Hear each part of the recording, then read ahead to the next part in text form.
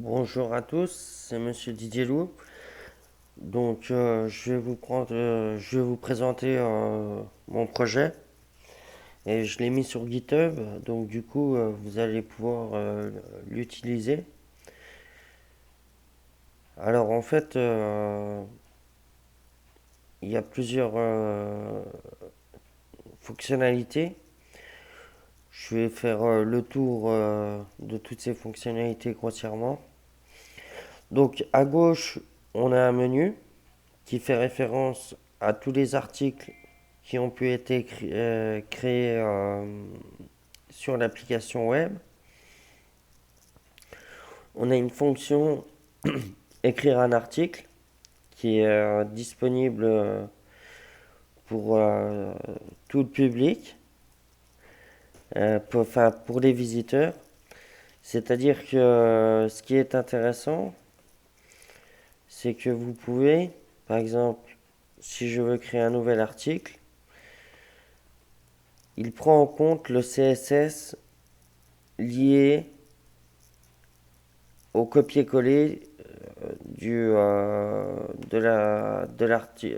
nouvel article que l'on veut créer. Ensuite, pour choisir dans quelle catégorie se situe l'article, il suffit juste de se positionner sur les onglets ici présents. Donc, il y a les articles globaux, le SQL, le JavaScript, le CSS, HTML, Node.js et puis Python pour le scrapping.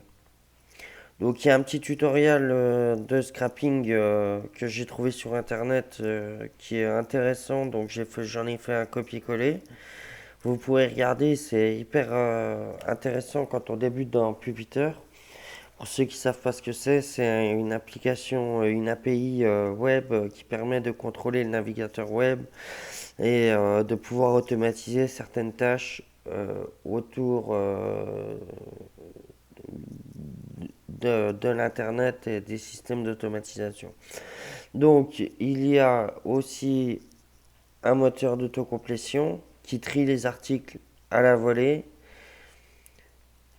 et aussi une fonction qui permet de retrouver les articles grâce au moteur de recherche.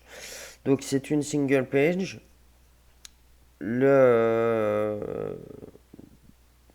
le logging, c'est mon adresse mail.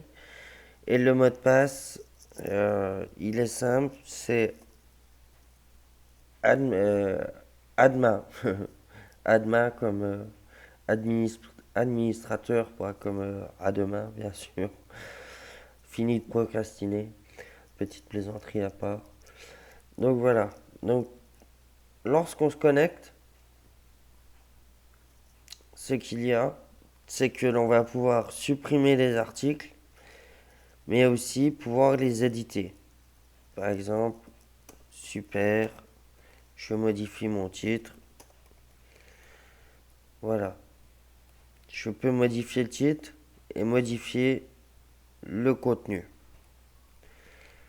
C'est enregistré en base de données, donc c'est plutôt intéressant.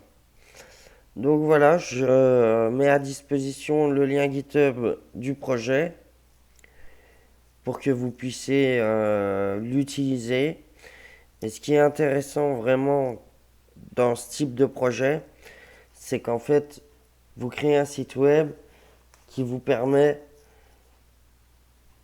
d'enregistrer de l'information dont vous avez besoin régulièrement. Donc voilà, je vais rajouter juste quelques fonctionnalités, une fonctionnalité d'upload et de download, et une fonctionnalité qui permettra de mettre des vidéos YouTube euh, en ligne grâce au code d'intégration. Voilà, c'est à peu près tout. Je vous remercie et à bientôt. Et dites-moi ce que vous pensez du projet, les choses qui vous semblent nécessaires pour ajouter de nouvelles fonctionnalités comme vous le souhaitez. Je vous remercie, Monsieur Didier Loup.